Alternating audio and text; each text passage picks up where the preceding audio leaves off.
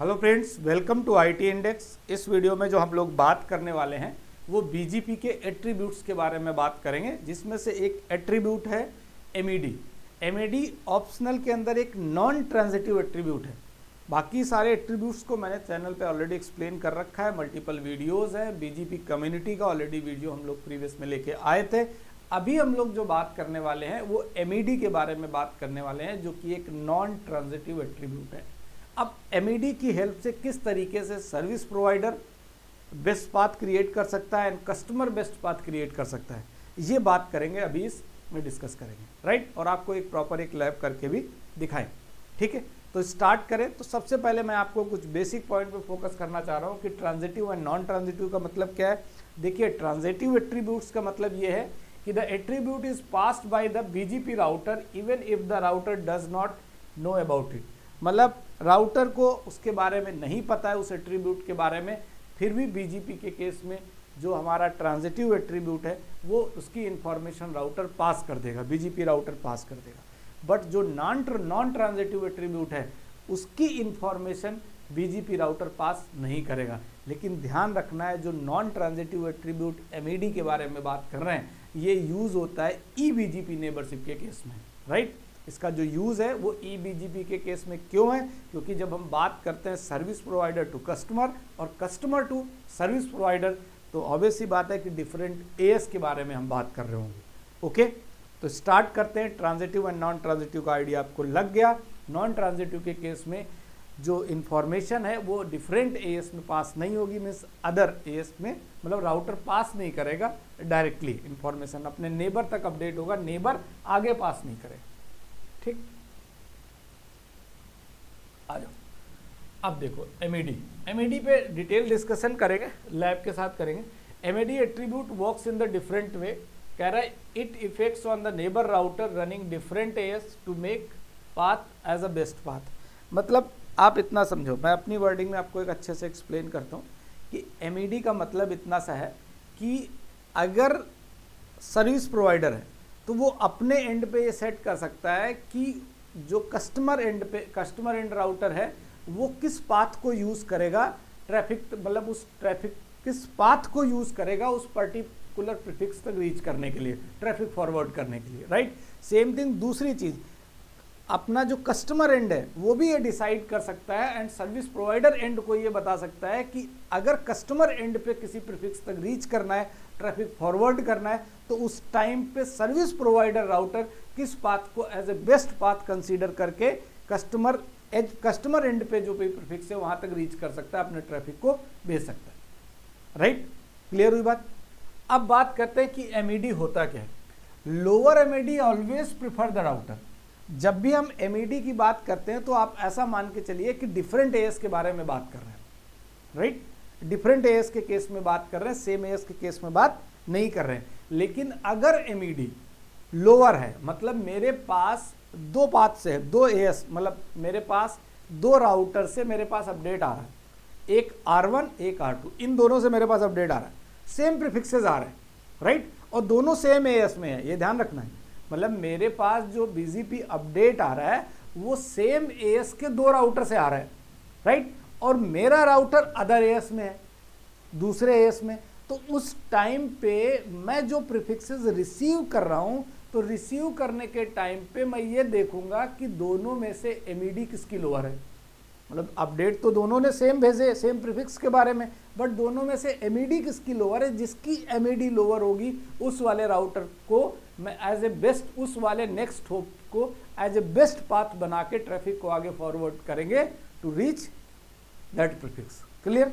तो टोपोलॉजी आगे है, उसमें समझेंगे। अभी इतना समझो, MED only update on next hop different AS. MED हमेशा अपने नेक्स्ट होप पे अपडेट होगी, वो भी डिफरेंट एएस के केस में बात कर रहे हैं। Does not carry on the each AS hop, मतलब नेक्स्ट होप तक ही होगा, उसके आगे अपडेट नहीं होगा। Clear. Most use as a service provider, मैंने आपको बताया, सर्विस प्रोवाइडर एंड पर भी यूज कर सकते हो एंड कस्टमर एंड पे भी यूज कर सकते हो। मतलब कस्टमर सर्विस प्रोवाइडर को बोल सकता है कि मेरे तक रीच करने के लिए आप ये वाला पाथ यूज़ करोगे। सर्विस प्रोवाइडर भी कस्टमर को बोल सकता है कि इस पर्टिकुलर प्रीफिक्स पे जाने के लिए मैंने अगर आपको 2 पाथ दिए तो उसमें से कौन सा पाथ यूज करोगे, इसमें एमईडी का रोल है। एमईडी अगर लोवेस्ट सेट होगी तो वही नेक्स्ट हॉप वाला राउटर यूज करेगा ट्रैफिक को आगे फॉरवर्ड करने के लिए as a best path. MED control the traffic as a hop, ठीक। Mostly MED set outbound and create on the inbound traffic. अब आउटबाउंड एंड इनबाउंड क्या है, टोपोलॉजी में समझते हैं क्योंकि कंफ्यूजन ना हो, नेक्स्ट वाले पॉइंट में समझते हैं। देखो इसी टोपोलॉजी की हेल्प से हम आपको एक लैब करा के देंगे, बट अभी आप इतना समझो कि इस टोपोलॉजी के अंदर R4, R2 एंड R3 ये तीनों सेम एएस में है। आप ध्यान से देखो कि ये आपका 63590, 63590, 63590 तीनों सेम एएस में है। अब हम ये कहना चाह रहे हैं कि ये जो प्रीफिक्सेस हैं, इन प्रीफिक्सेस का जो अपडेट है ये R2 के पास आ जाएगा। भाई IBGP नेबर्स सेम एएस के अंदर IBGP नेबरशिप क्रिएट होगी तो उसके थ्रू ये अपडेट आ गया। R2 के पास भी सेम प्रीफिक्सेस की इंफॉर्मेशन आ गई, R3 के पास भी आ गई, दोनों के पास आ गई, राइट। बट आप ये जो एएस है ये अलग है, राइट। इसका मतलब इनके बीच में जो नेबरशिप होगी वो EBGP नेबरशिप होगी इन दोनों के बीच में, राइट।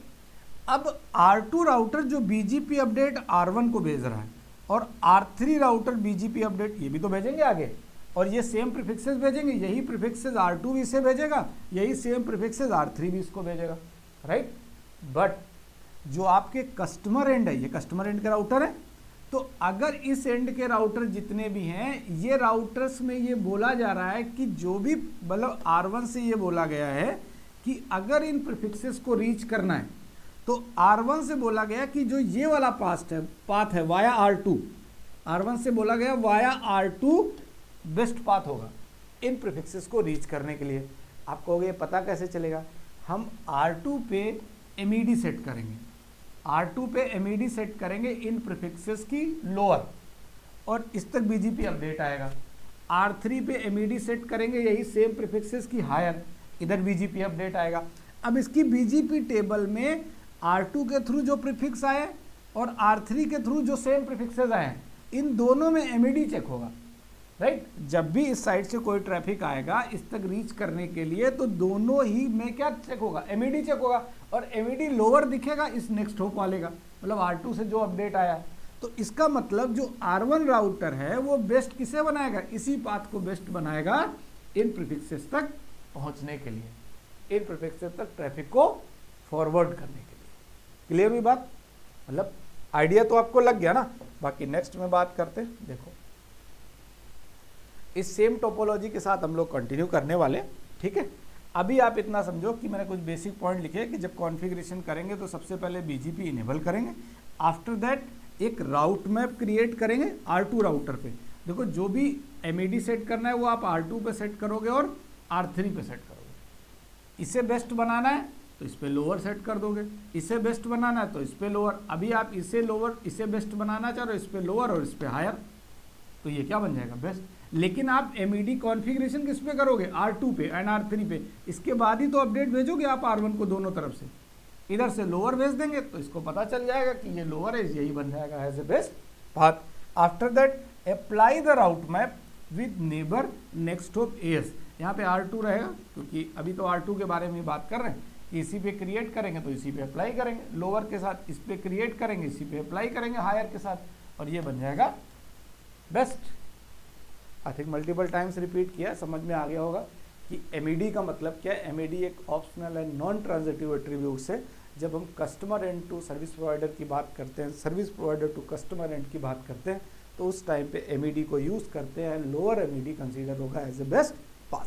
तो इस वीडियो को यहीं पे कंप्लीट करते हैं, मिलेंगे लैब सेक्शन के अंदर। लाइक सब्सक्राइब जरूर किया करो और लोगों को शेयर भी कर सकते हो, it's on your choice. Thank you so much and thanks for watching this video.